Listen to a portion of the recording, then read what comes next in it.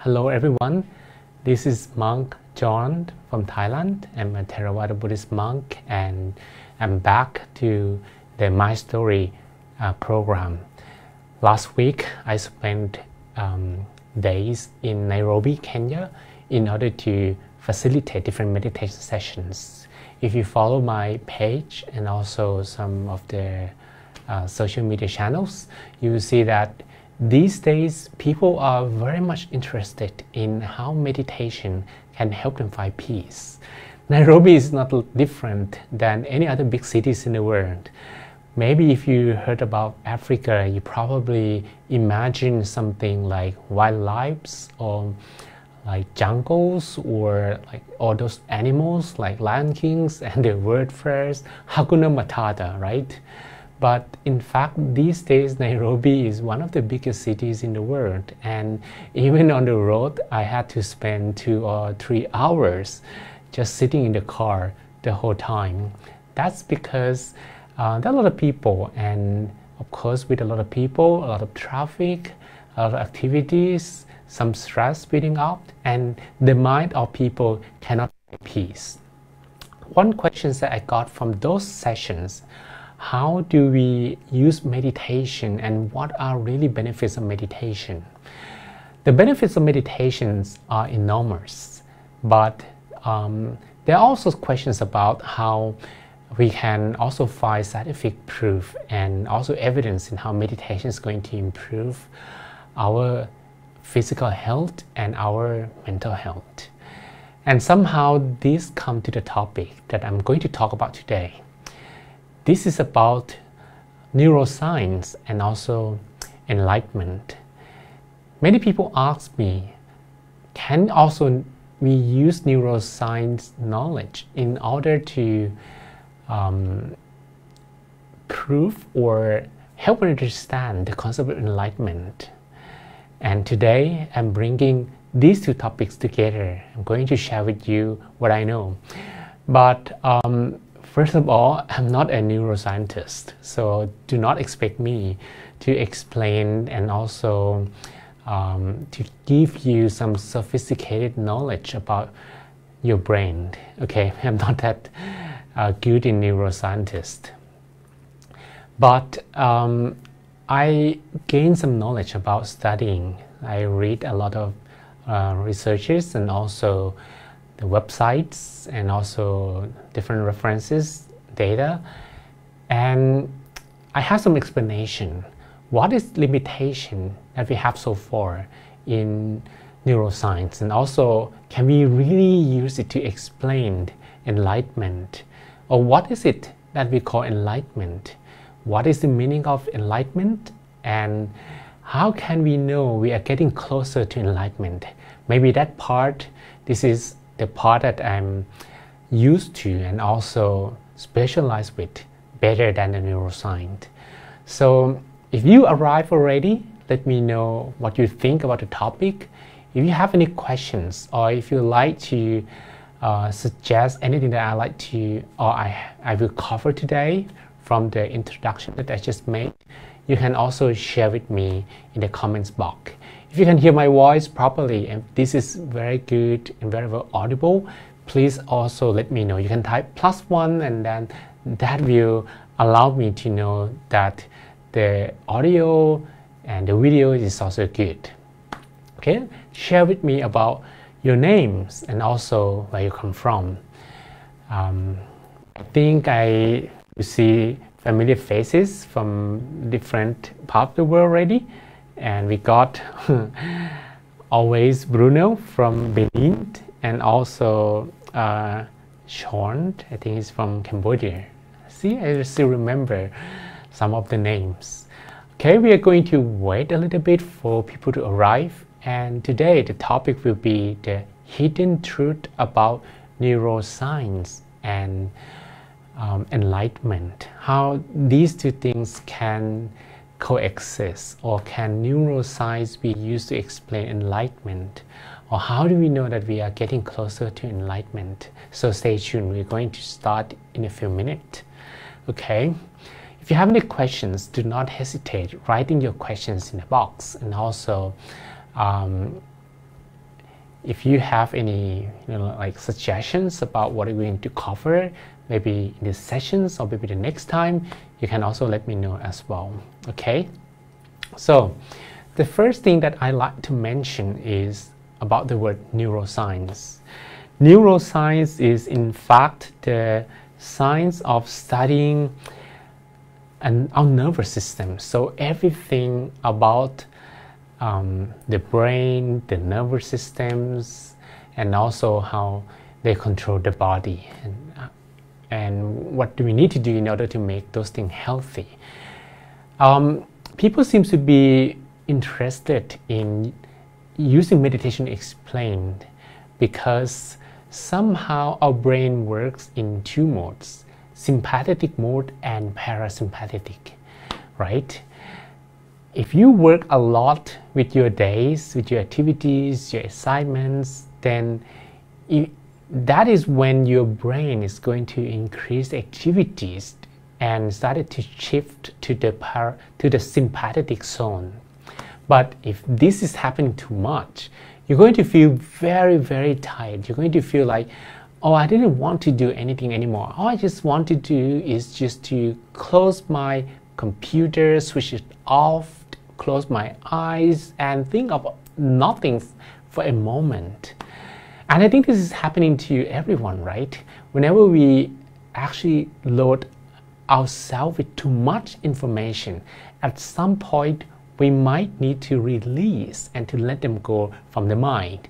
It seems that if we keep those informations in the mind for too long, we're going to feel pretty uncomfortable with it. So the moment that you want to release everything from your mind is in fact, it's called meditation. Okay? Meditation is something that scientists is using in order to explain this effect of why your brain needs to rest. Okay? And again, I'm not an expert in explaining all the technical terms about brains and everything, but at least if you take a look at the picture showing at this moment, your brain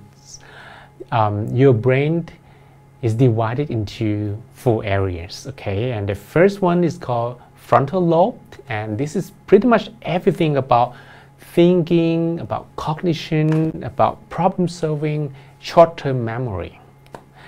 And also the next one is the part that is in yellow. This is called parietal lobe or parietal sections. This will be related to sensory informations like the input part of yourself. If you compare yourself with a computer, then a computer had webcam, keyboard, mouse, and the trackpad. You also have what? Your eyes, your ears, your mouth, your nose, and your body in order to receive all those input signals, right? Occipital lobe, this is going to be related pretty much to the eyes, where the parietal lobe will be about almost the rest of the body. And the temporal lobe, this is the last part, is on the back side of our head.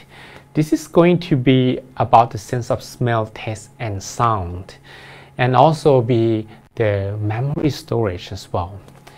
So you can see that the brain's different sections of the brains is pretty much related to the inputs and also the processing of information, and that helps us to understand what are in front of us, right? I'm not going to go into the details of this because of course this is not a neuroscience class or not a biology class or any medical study or something like that. This is just going to be referred at some point of the talk, but you don't actually have to remember this. Just remember that your brain has functions related to perception of the sensory information, second, memory, and third, thinking, and the last one, understanding. You receive information via inputs, different inputs, like your eyes, your nose, your ears, your tongue, and your body. you're going to store those information in memory. You're going to process the information, you're going to think about them, and eventually you will use the logic, the understanding you had previously to understand new information. And this is how our mind or the whole system works, okay? The mind, the brain, the combination of them, how they work. Of course, at this point in 2018 and maybe some years in the future, we are still going to work a lot. Humanity do not understand everything about our brain. Scientists trying to describe complexity of our brain and compare to the complexity of the whole universe. If you take a look at the picture of the universe taken from telescope, you can see that it's pretty much complex compared to our brain cells and how these brain cells are connected to each other. It's not very easy to understand the universe. So it's not yet understandable everything about our brain as well. Not easy, right? And the second part that we have to explain, I have to share with you before we begin with the combination of neuroscience and enlightenment. The second part is, of course, enlightenment itself. People ask me a lot, what is the meaning of enlightenment? Or how do you actually know that you are already enlightened? Enlightenment, okay, if you take a look at this word in a dictionary, this is like to understand something. Maybe you were thinking about a question and suddenly you got a solution that you are enlightened in the context of that problem. But enlightenment in this sense, we are talking about the ultimate goal of Buddhism. Not just because you are enlightened from finding a solution to a question or an obstacle or any doubt that you've been having in your mind for years or maybe for some moment. But this is about the total understanding of everything. And when we talk about enlightenment, in this sense, it is the enlightenment, the knowledge that we can capture of our life and the universe. That's huge, right? Because I just explained that the complexity of the universe itself is as much as the complexity of our brain cells. And scientists is yet to discover the myth of all those things yet. We do not have the whole knowledge yet. So the question is, does anyone ever been enlightened at all in life? Well, there is a man claimed to be enlightened, came to actually gain such knowledge, and his name is the Lord Buddha. The Lord Buddha actually explained the word enlightenment using three characters or three qualities. The first one is total understanding. You need to understand everything. If you still have some doubts, if there's any questions left in your mind, then you are not enlightened. And second, total happiness means that when you are enlightened, you're not going to actually be saddened by anything in life anymore. And the third, total liberation. That is when you are free from different obstacles, free from negative feelings, free from the control of your habits and your defilements or kilesas. With these three characters, or these three qualities, if you possess all of them, then you are enlightened, right? Now you have a question. If you're having a question, then you're not enlightened. Right? Okay, so I'm going to check the screen a little bit. If you just joined, you can actually share with me. We have Bruno from Benin, and we have Safir. I'm not sure where you're from. Okay, maybe you're here for the first time, Safir. So if you can just share with me where you're from in different part of the world, we appreciate it. Okay, and then we have Juan Carlos from Peru. Good morning. Good morning, Sapphires. Maybe you're from the different part of the world. This is just the morning of the 12th of October. And we have Natalia. I think she's a scientist from Ukraine, a researcher or something. I'm not sure if she already graduated her PhD. We met several times in Europe. And okay. All right, so if you just arrived, please share with me where you're from, your name, and also if you have any questions or anything about neuroscience and enlightenment, please let me know, okay? I'm going to continue because I prepare a lot of content today to share with you in this whole sessions. It's going to be a lot of stuff here, so I don't want to waste some moment, so let's continue. The first thing first, for those who do not have any background in neuroscience at all, let me explain how the brain works. In our brain, there are a lot of brain cells, okay, and you can call them just neurons, and those neurons depends on electricity. And the amount of neurons in our brain, they generate enough electricity to power a small light bulb. And you can imagine if you connect your brain with a small light bulb, that light bulb is going to be brightened just by electricity in our brain at all. We don't need a cell, we don't need a separated battery. Just this part generates a lot of electricity to the size of a small light bulb already. Who knows, maybe it can generate more or be less. But normally, we need to depend on this electricity and these neurons to pass information to different parts of the brain. We call these connection pathways. So you can imagine a kind of a road or superhighway, information superhighway, so that you can actually process. Remember, right, that we have different parts and each part deals with different sensors. Some part deals with your eyes and the others deal with your nose, the other deal with your ears, right? This information you have to pass on the frontal part of your brain in order to process information so that you understand what are in front of you. So the passing of this information, we call them pathways. And if you do something very, very often, the pathway is going to be clearer and clearer. As a result, these are how your habits are formed. But if you don't do something very often, those pathways that you don't use are going to become weakened. It's like weeds or grass going to cover the pathways.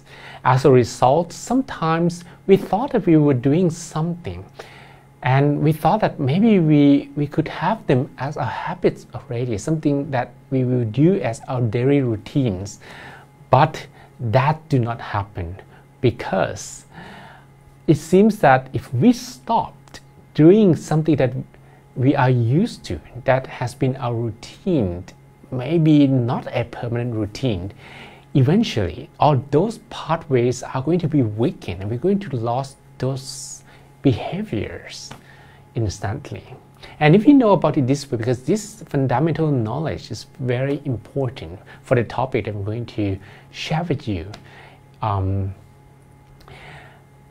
different pathways also affects somehow our behavior. And I'm going to show you two characters, being an extrovert and being an introvert. I think you understand these two words, right? An introvert are those who do not want to speak up very much. Maybe when he or she receives some information, he or she has to think about them first, think about them over and over, and maybe he or she will decide just to keep that thing with him or herself.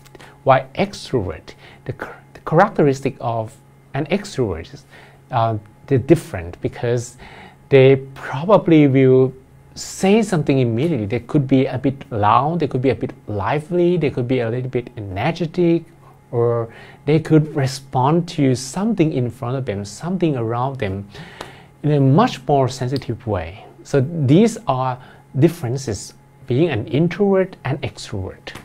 And somehow how the brains, their brains are rewired. They are somehow different. And extrovert, the pathway seems to be shorter and smoother. They're not complexity of the pathway compared with an introvert. For an introvert, maybe it goes to this part and then to the left, to the right, and make maybe 3 circles around this part and then go to the destination. While an extrovert, you just go from the beginning or to the starting point to the destination just straight right away. So how your brains are rewired also affects your personalities, and that personality will lead to your habits, your lifestyle, and also your happiness in life.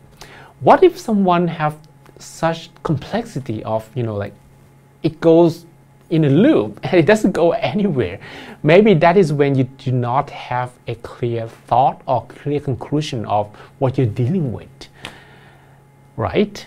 So somehow with this understanding, and also how meditation, when you meditate, it seems that this complexity and also how the brain sends signals will be rewired. As a result, people are very much interested in these changes, and these changes, we call them neuroplasticity. Okay, neuroplasticity. This is how your brain can be altered, how different parts of your brain can be changed. There are 3 levels of these changes. The first one is just chemical level.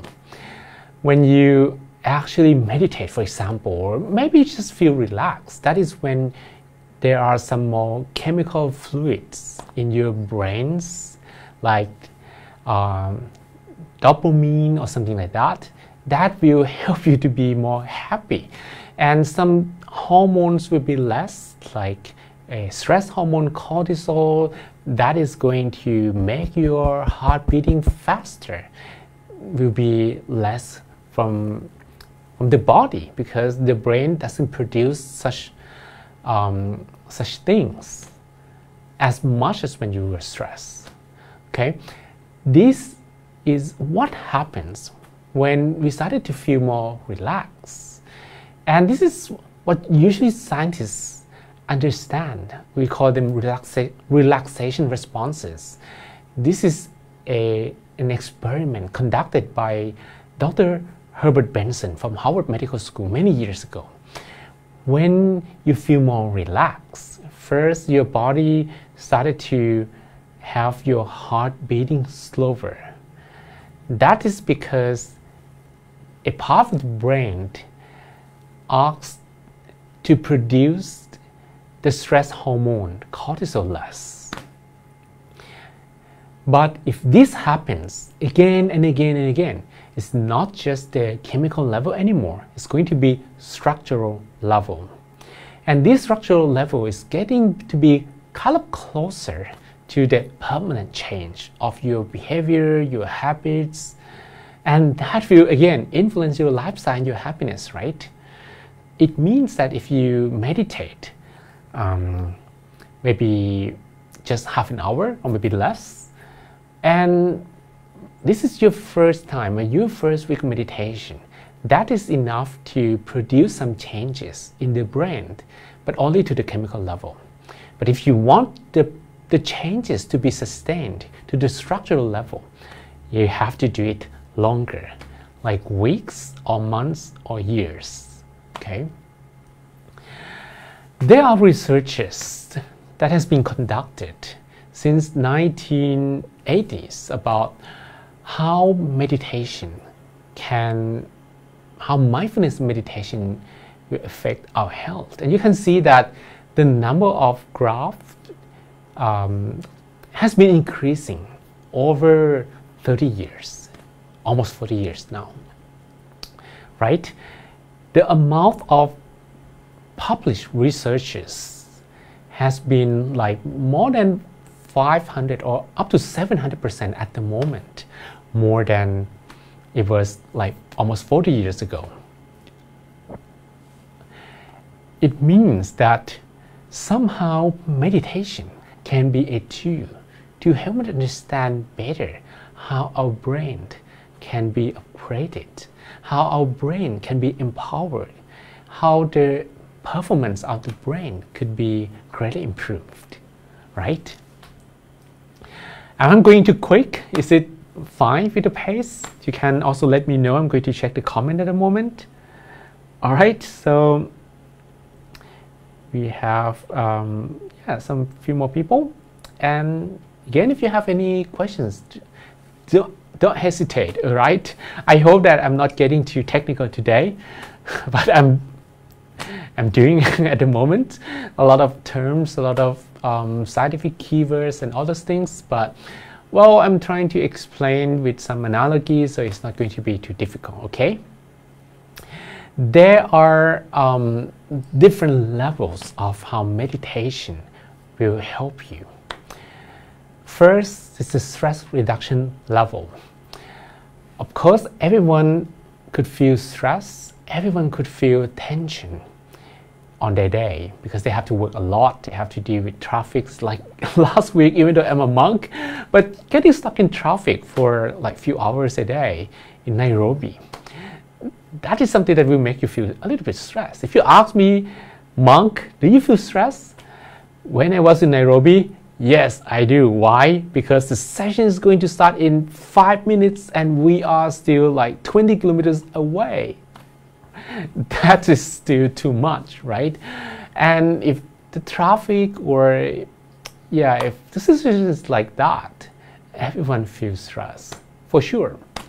I don't want to be late, but this is something that I cannot control. You know, I cannot just remove all the cars in front of me so that the road is empty and I can go faster.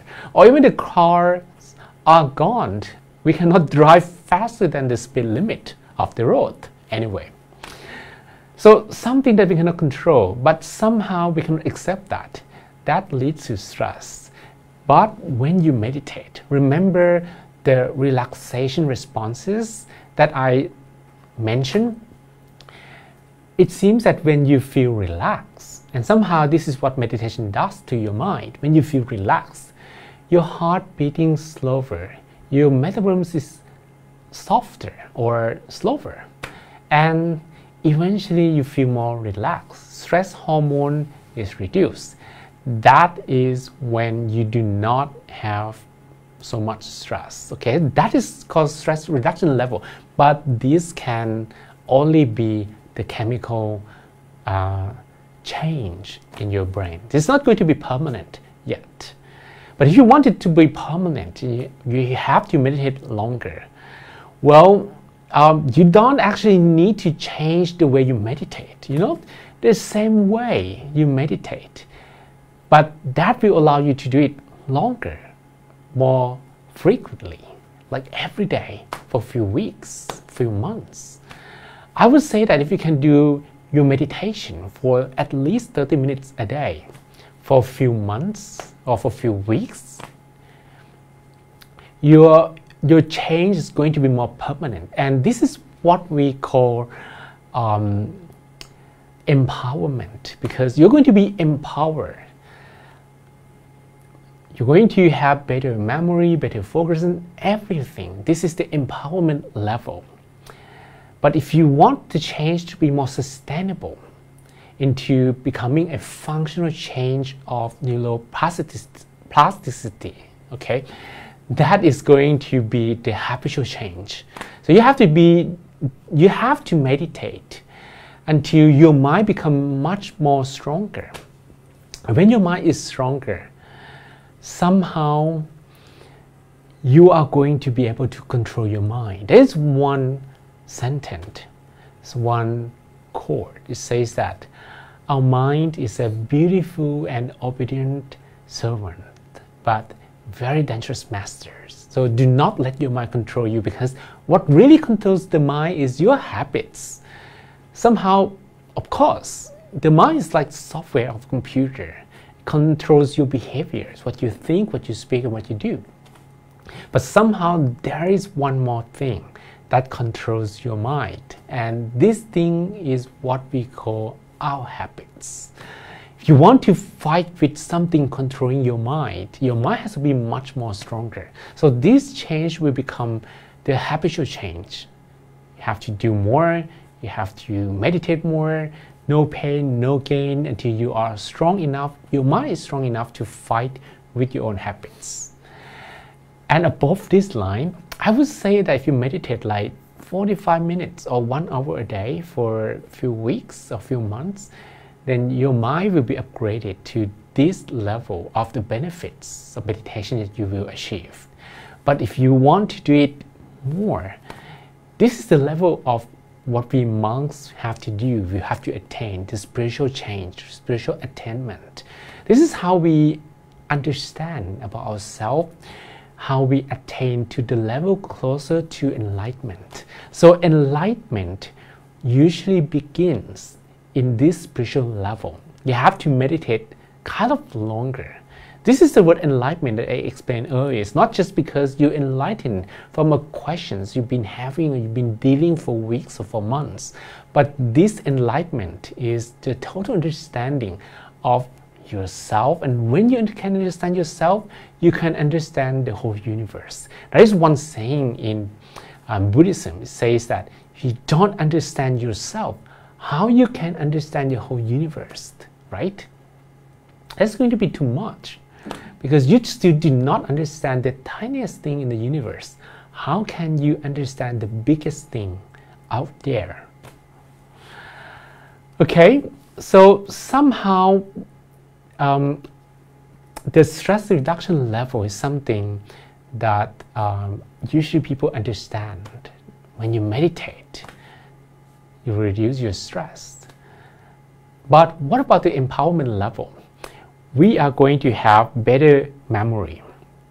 We are going to have better focus, less anxiety, more creativity, and also more compassion. Okay, and according to these changes, when we meditate, there are a lot of researches conducted to prove this, and you can see from the pictures that I have here.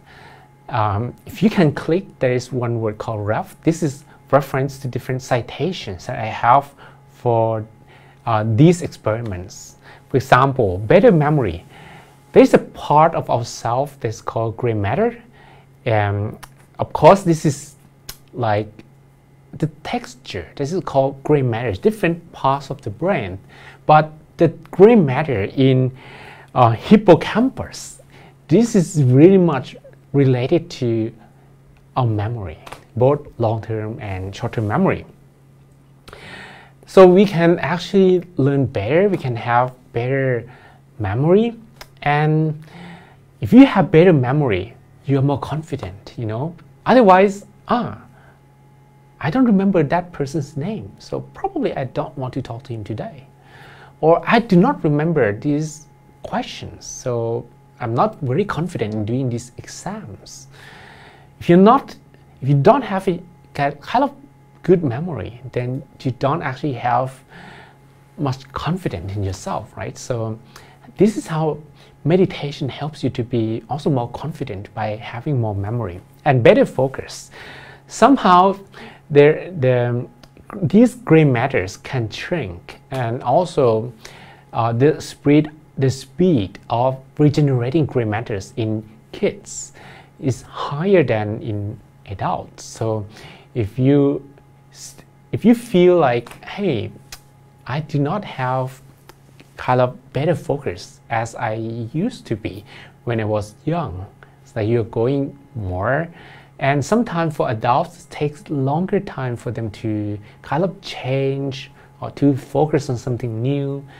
That is not surprising, because our gray matter can degrade. But somehow, if we meditate, scientists discovered that this will diminish the age-related effect to the gray matter and also reduce the decline of our cognitive. So somehow our understanding, our judgment, and our focus can be maintained if we meditate regularly. And we have like less anxiety because there are some pathways that are not very good. And these pathways, especially those who keep you in a loop, usually leads to anxiety. So if you actually meditate, those pathways could be reduced, could be removed, and you feel more confident, you feel more calm, you feel more peaceful, and you don't have anxiety and more creativity. Somehow this is also related to the pathways, because what prevents people to be more creative with their own habits? They are used to the same way of thinking. Our thoughts, they are also products of how electricity and how our neurons deliver information in our brains. And if the neuron started to form a loop and we cannot exit this loop, we cannot explore something else, right? Imagine that you drive in your city, and if you're used to driving on just one road. I remember when I was young, I have to travel from my house to my university, and then from university I back home, and this happens every day. Probably I was an obedient student, an obedient kid, but this also prevented me from exploring the other part of the city. If you ask me, do you know Thailand? I probably know Thailand less than many of you do, because I never actually explore different parts of the country at all, right? And this is usually prevent people to be more creative, because they are locked up in their brain, and somehow the wires in the brain prevents them to explore and to produce new pathways. But this limitation will be removed, according to scientists, when you meditate. As a result, you will be more creative. And also we develop more compassion, because this frontal part of our brain, okay, is usually tied with empathy. Somehow the activation levels will be higher when you meditate. You can take a look at the next picture. So this is the brain and also the frontal part. You can see that is the green circle there, right? And the chart on the right is somehow the activation rate and how you can use this part for adults. As you progress to the right part of the chart, it's like you are older. The meditators still maintain the level, while those who do not meditate started to decline over years. You can see if the amount of activations on the frontal parts that are related to not only to compassions but our cognitions as well, we're going to be able to maintain the amount of inner peace, the amount of compassion we have, and also to maintain how we can have better focus and also deal with different situations in their highest level, even though you're getting older. All right, so that is the neuroplasticity and how that affects your brain in general. In the very first, if you remember, there are 4 levels of meditation benefits: stress reduction level, and also self-empowerment level, and also habit development level. We've been talking about these 3 levels. This is how you started to form new habits. This is how you started to change yourself. But what if you can do more? That is to the level of enlightenment, spirituality. Can science, can neuroscience already say something about this? Okay, so the first thing is, if you remember what I mentioned earlier in the talk, that enlightenment is about three things. First, total understanding. Second, total happiness. And third, total liberation, total understanding. Okay? Since neuroscience already proved that meditations will increase the amount of gray matter in different parts of the brain, it seems that somehow the performance of our brain, if you think about your brain as a computer, this computer will never become slower over years. If you think about your computer, maybe at some point you feel that your computer becomes slower, and maybe some parts of your computer do not work as it used to work, like your screen, your monitor become yellowish, or your keyboard, you cannot actually type the same way anymore. So this is also happening to our brain. But if the amount of gray matter remains intact and you can use your brain the way you used to, this is how you actually improved and also remained the same level and capable of understanding the same way as you used to. Okay, the frontal part of your brain, this is called the frontal polar cortex, is specialized for higher cognitive functions. The activation here, the activity will be 50% more when you meditate. Okay, to tell you the truth, I do not actually know what technique of meditation that they used in order to produce the 50% of the activity in the frontal cortex. But I'm pretty sure that with deeper level meditation, or maybe high attainment of those who conducted the experiment and the meditators who are the subject of the experiment, if they meditate deeper, maybe the activity can be even more than 50% increased. What about 1000% or even more? Is it going to be possible? I believe so. Okay, that's why, because in my practice, for example, whenever you thought that you were having good meditation, you can always find someone who have better meditation than yours.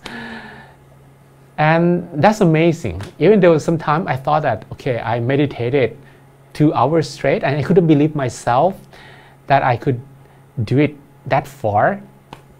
Somehow there are my friends who could meditate 7 hours straight. Some of them could meditate 10 hours straight, even though this is not something that they do normally in their days, but that's definitely better than mine, right?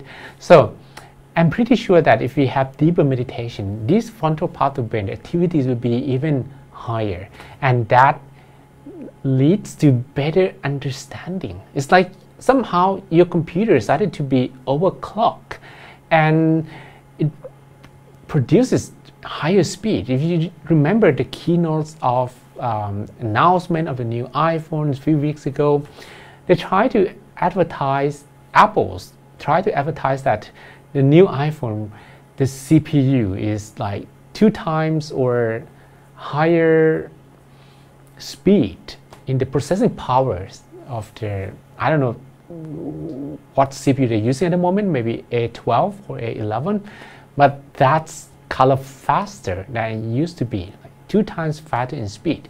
And this is how you make your brain faster. Your brain is faster. You have better understanding. Meditation is always tied with quality. Quality in our life will lead to better understanding. If you take a look at this picture on the left photo, this is the most classical picture that I show in almost all the sessions I've been to. The left picture is the picture of water, okay? And you can see that there's something in the water, right? And this something in the water, can you guess what it is? It's crocodile, right? And crocodile, can we claim that there's no crocodile in the right photo? We cannot claim that. Why? Because the water is not clear. Okay, let's take a look at the next picture. Of course, now the water is clear, so we can probably claim better that there's no crocodile in the water. These understandings is required in order to understand better ourselves, our feeling, our mind, things around us. You know, sometimes you need to spend years of thinking about one thing, but what if you can have a faster computer that can process better information? That probably will reduce the time for a few years, into a few months, into a few weeks. When your mind is clear, you think faster. Don't you think so? Right? It's like if you have two iPhones, probably that's a very good example, or two Androids. One phone has less memory, 1 gigabyte. The other phone has more memory, 4 gigabytes. The phone that has more memories at some point will load many things faster than the phone that has only 1 gigabyte of the RAM. You don't actually have to pop the information in and out of memory the whole time, but the information is there and the CPU will take care of everything. But the whole thing is here, it's in our brain. So it has to be faster, it has to be rewired. So it uses much more energy efficient without feeling tired. You know, if you use this part too much, you're going to feel super tired, right? You can also compare with two phones. One phone is energy hog and it will drain or the battery that you have in just maybe 2 hours, and then you have to recharge again. While the other phone you can use for days. Imagine when you were using those Nokias. But this is not related actually. Yeah, you can use it for maybe the whole day without having to recharge at all. Some phones these days have like 5,000, 6,000 milliamp battery, and that helps us to stay and work the whole day long without having to refresh. This is something that's happening to ourselves. Any questions so far? I've been speaking. I hope you actually understand. I hope everything is clear. I hope I didn't go too fast. Any questions? Okay. All right. If you feel that this talk is going to be useful for your friends, people that you care about, please also share this video on your profile or to your friends, to different groups as well. So I think this is going to be helpful for people who are interested, because this neuroscience and enlightenment, it has become one of the biggest talk. And if you search these two keywords in Google, you're going to actually see a lot of results, a lot of web pages talking about this at the moment. People want to prove the myth of their brain, the myth of their own capability of understand themselves and the whole universe. And this clarity somehow is going to help you to have better conscience as well. This is about the pathways that we have in our brain. Certain pathways, certain habits are not very positive. Or maybe I can call them negative. Certain pathways could be more positive. What if we can rewire our brain and also make use of more positive pathways? That is when somehow meditation will also improve our conscience. Okay, and that is going to lead to better judgment. We're going to have better judgment of what is right, what is wrong, what is good, what is bad, what we should not. This will become clear. Usually we ask this question to ourselves many times. Should we do this? Should we do that? Should we do this at this time, or should we do it later? Right? But these questions will be gone. And that is what I call total understanding. Because somehow the biggest questions in the world is about positivity and negativity.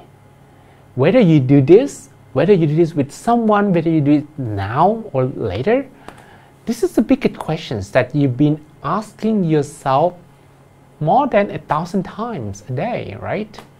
You've been thinking, should I do this over the weekend? Should I do this? I should not do this. It wasn't good, was it? Again and again and again. That creates a lot of loop. This total understanding removes them. As a result, your brain has more memory. Your brain is clearer. And when your brain is clearer, it's like a computer that's just rebooted or maybe reset to the factory setting. It's ready to run as fast as it did again. All right, so somehow this is the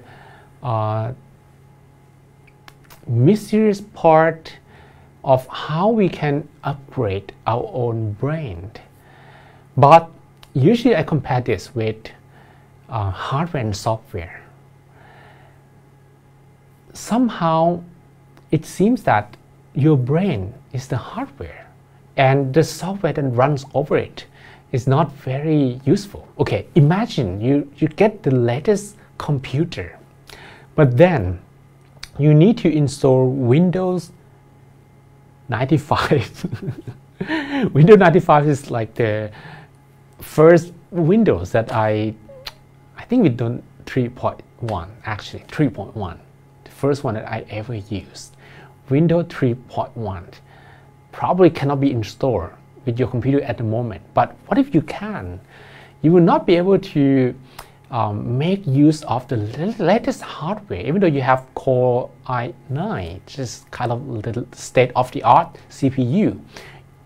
Even though you have 30 gigabytes of RAMs, but Windows 3.1 will allow you just to see less than 1 megabyte of memory. Do you believe that? When you have like 32 gigabytes or 128 gigabytes of RAMs, Windows 3.1 will allow you just to see only 1 meg of RAM.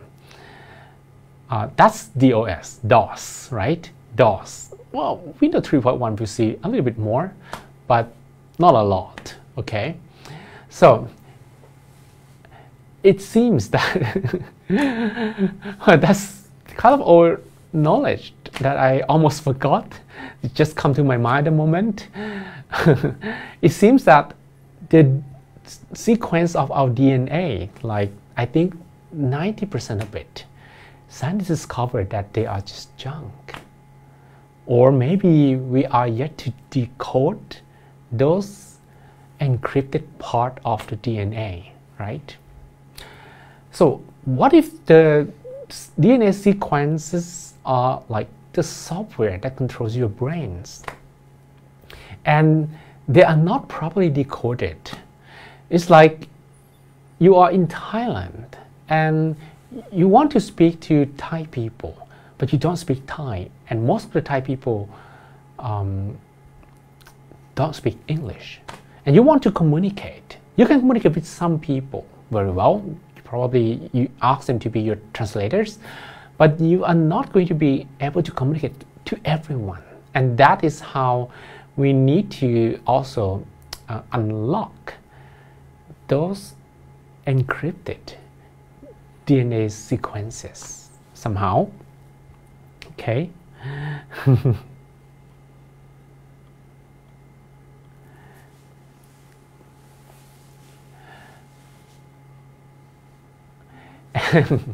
So there's a project that tries to decode all the encrypted genomes, but we are still yet to achieve the myth or the secret. Okay, I was just trying to think about this word, the secret of our own self, of our own genome, why 90% of them we cannot use.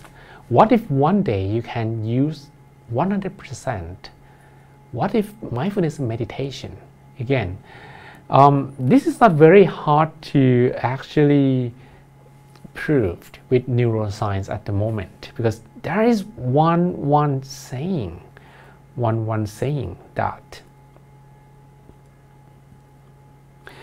it says that neuroscientists cannot step outside of their own brains, and everything that they've been doing with experiments and researches come from their own experiences, come from their own examples, and not all of them are the best examples. Again, if you can follow me, you are going to study about your brain using your own brain.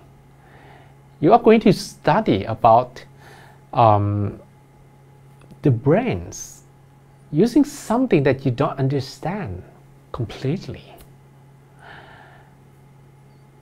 Everything that neuroscientists, I'm not blaming all you guys, any neuroscientists out there, I really encourage your experiments and all those difficult, I was trying to read a lot of publications and I don't understand many things, to tell you the truth.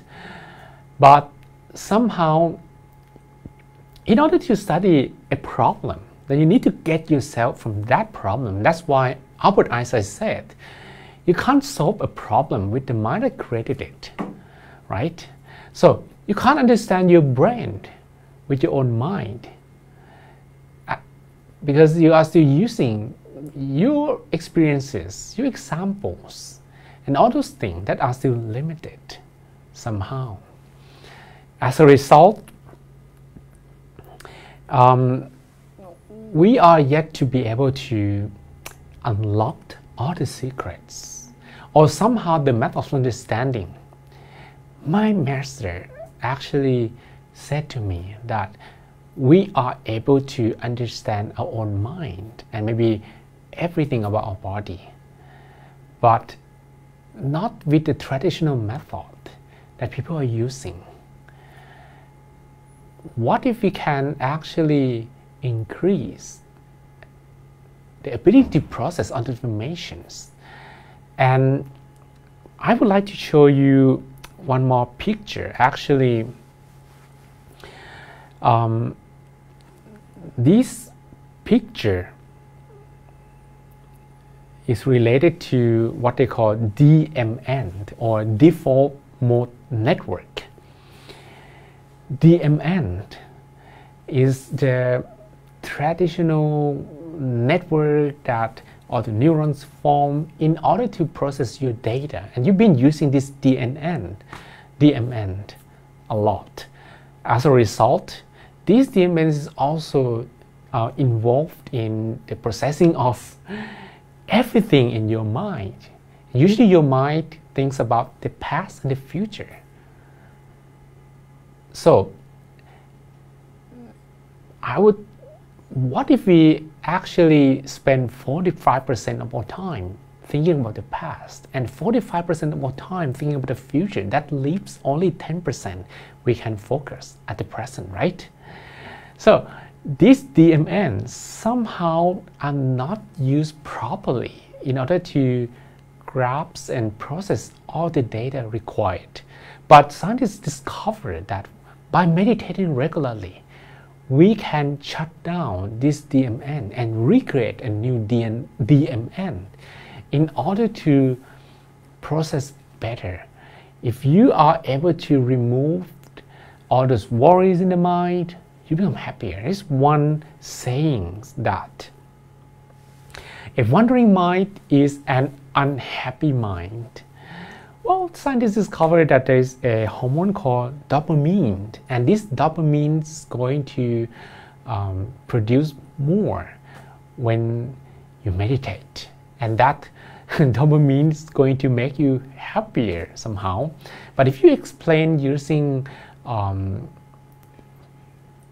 DMN, when you meditate, somehow the network will be shut down and will be replaced with a new one. That is when you're going to become happier as well. Okay, as a result, better understanding, more happiness. But what about the max? Could it be better? Well, if you ask meditators, okay, if you ask neuroscientists at the moment, they don't know the answer. But you ask meditators, I heard this one several times, that somehow you can find always happiness in the happiness, in the happiness, in the happiness. Something that you thought was delicious is always something more delicious. It's like you always have pizza, but somehow one day you got to the place that serves you with the best pizza. That is when you probably will not be attached to the very first pizza anymore, right? Because you discover something more profound. So this is usually something you will hear from meditators. Always some happiness and deeper happiness and deeper happiness, something that they cannot explain with their words. If you ask a meditator and say, yeah, I feel happy, then you know that the happiness is like this. But if one day you ask another meditator and they say, yes, I'm feeling happy and I cannot explain how I was happy using any languages in the world, you can imagine that the amount of happiness is like this. And always I usually find people that have, trying to explain to me like 5 minutes how happy they were in their meditation. So if these are two ways, because your brains have changed as a result, you become happier. You have more dopamines, and then the dopamines could be triggered and you feel this happy. But what about you feel this happy? It means that somehow your brain, or maybe the chemical things in the brains, going to be produced more, right? So if these are two ways, and I believe these are two ways. All right, so when the DMN is removed and recreated, somehow you can take a look at the picture. After 10 minutes of meditation, somehow taking a look at this picture, do you see that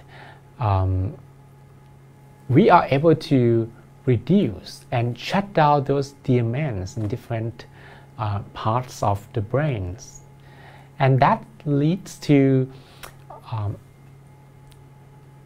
kind of less sensory information acquired.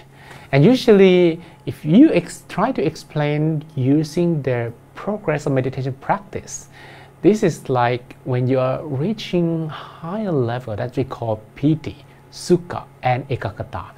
When you actually reach piti, for example, you started to feel very light, you started to feel like you were flying, your body disappears. And when you reach sukha, you started to feel like, I don't want to finish the sessions, I just want to stay there as long as I could.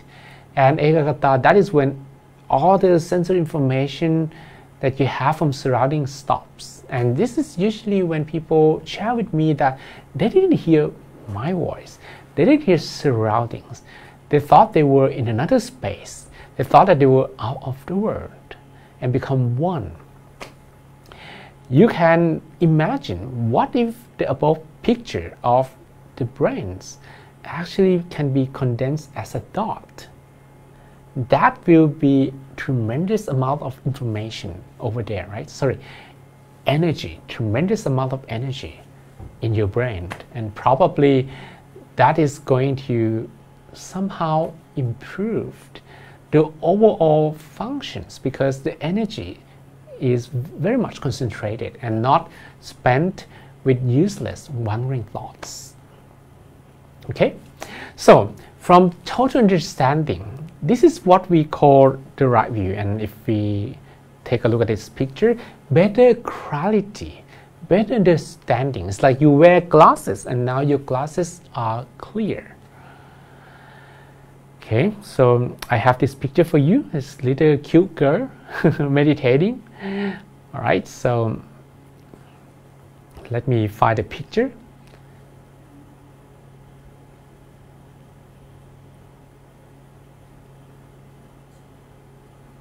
Okay, so Yes, this picture.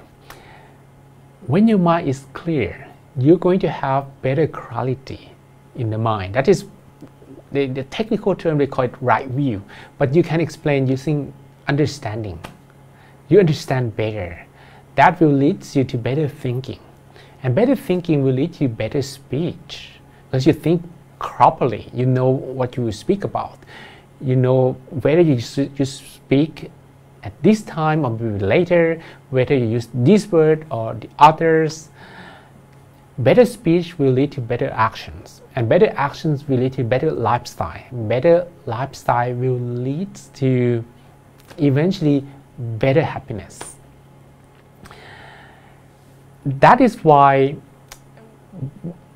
deeper understanding leads to deeper happiness. But this is not all.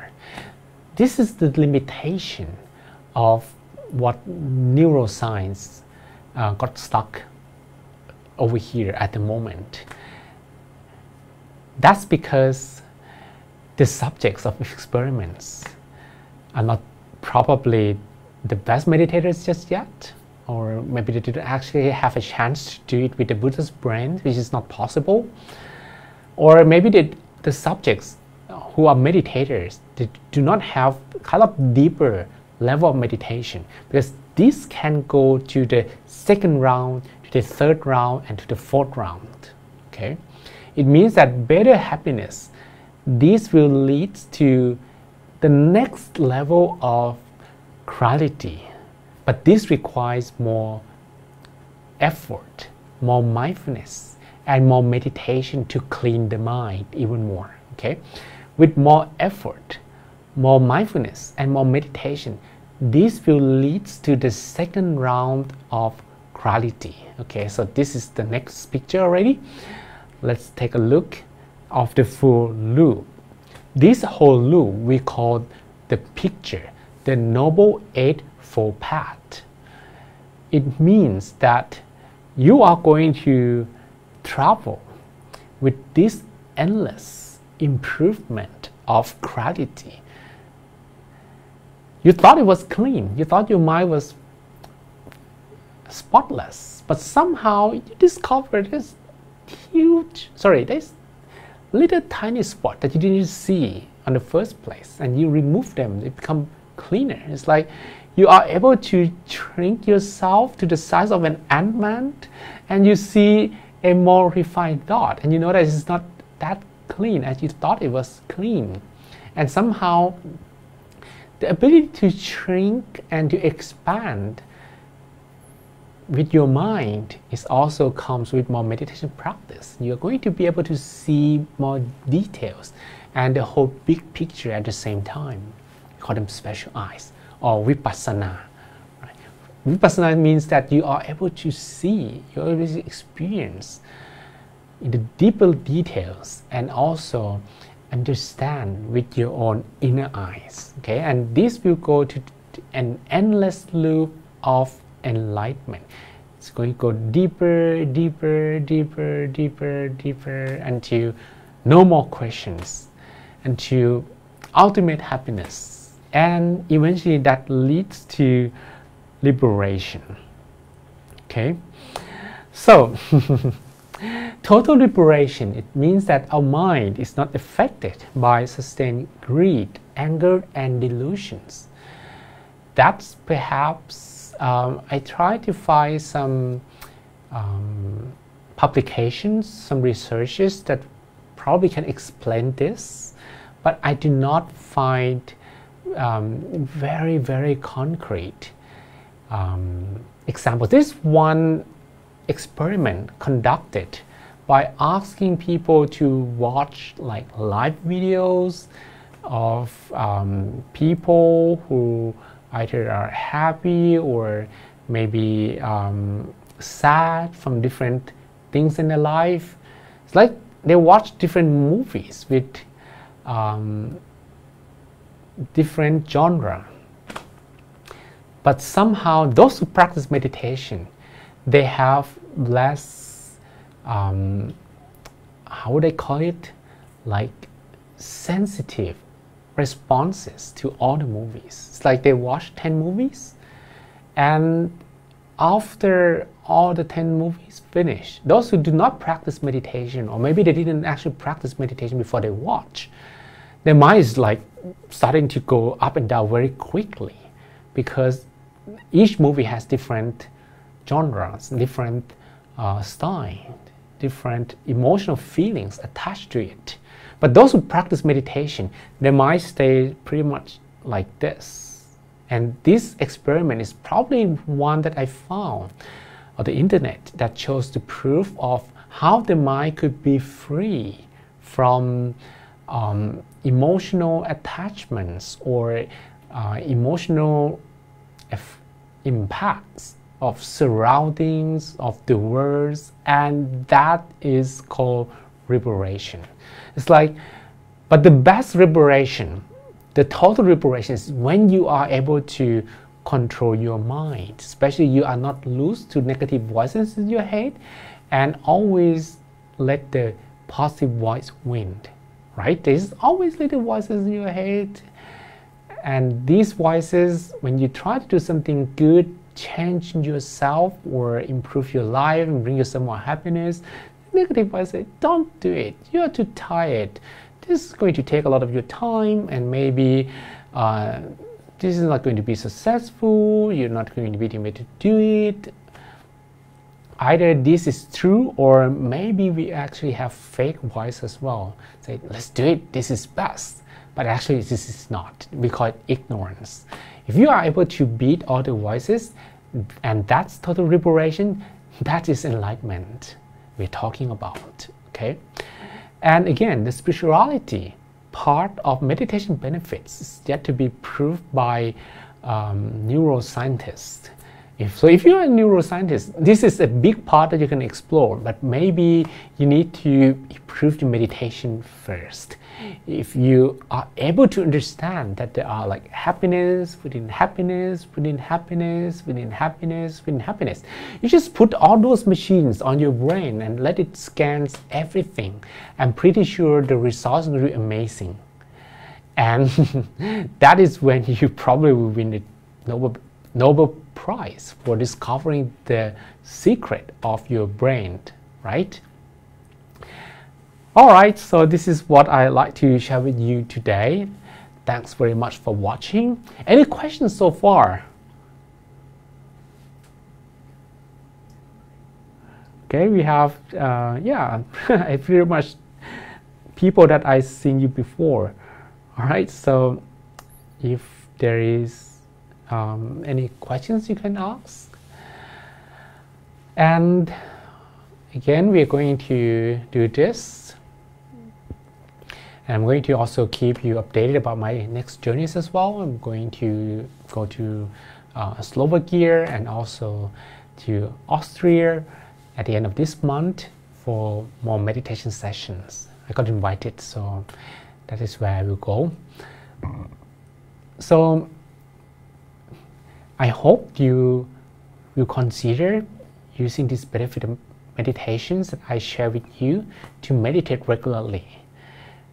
Because only regular meditation practice will lead to sustainable changes in yourself, in your brain, as we discuss using how pathways are formed and how they will diminish.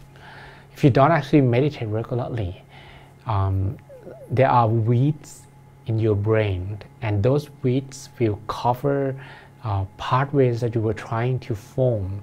As a result, if you want to form new habits, you cannot do that very easily, because somehow it's being blocked by your own self, by your own brain. And this is the link and the hidden truth of Neuroscience and Enlightenment. I hope you gain something from the talk today.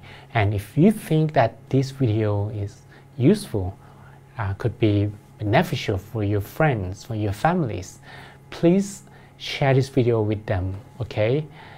And you can also check out a YouTube channel, because we upload all the videos that I and the other monks we share with all you guys, and it's much easier to find the videos over there. You can also check out the website mystories.org. We put also the teachings in readable text for machines and also for you to easily read and understand as well. All right, so thank you very much for your time.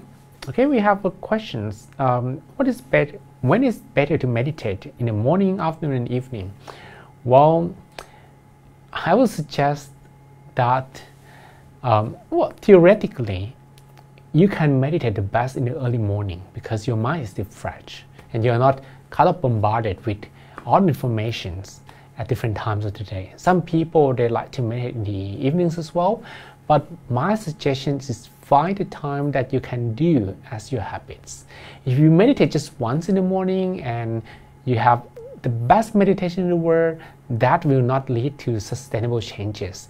But if you meditate in the afternoon, even though maybe you struggle more, but you will be able to overcome. Okay, in the afternoon, probably the most challenging obstacles that you will face is sleepy mind. But of course, if you get good recommendations and you can overcome the sleepy mind by eating a little bit less, by having a little nap before meditation, you can also have good meditation in the afternoon. You can have good meditation in the afternoon many days in a row. That will lead to sustainable changes for sure. So any time of the day that you can do it every day, okay? But of course, if you can do it in the early morning every day, you will feel that your meditation will be greatly improved. I did that myself because I put like a brain scanning machine. It's called EEG machine. And it seems that meditating in the early morning, you don't actually have to do much and your graph is pretty much smooth right out of the box. Okay. All right. Merci beaucoup, Bruno. And I hope to see you again. I hope to see all of you again next time. We're going to keep you updated. So stay tuned for information about the lives. And yeah, see you next time. Peace in, peace out.